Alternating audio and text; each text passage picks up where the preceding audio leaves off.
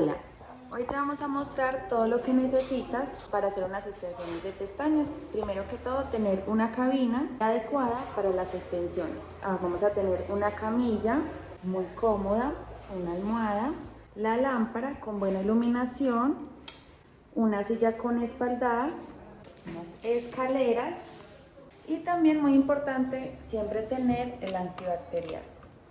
También es muy importante tener las canecas que sea de pedal para no tener contacto directo con ellas.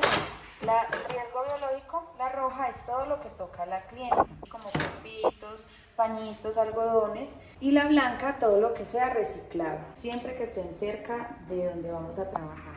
Vamos a hablar sobre los materiales que vamos a utilizar para hacer extensiones. Primero vamos a tener el champú y vamos a tener copitos, con este vamos a hacer la limpieza. Con esta agua destilada vamos a enjuagar las pestañas. Vamos a tener que tener pañito seco, pañito húmedo, ventilador. Vamos a tener el primer para preparar las pestañas, microbrush, que es con el que vamos a aplicar el primer, o también lo podemos hacer con el cepillo de pestañas, ya es a gusto como lo quieran utilizar. El transport, y vamos a tener el adhesivo para pestañas y nuestras extensiones de pestañas. Y ya para nosotros poder hacer la aplicación de las extensiones manejamos ya las pinzas, está la curl, la L o la lisa. Estos son nuestros materiales para hacer unas extensiones de pestañas.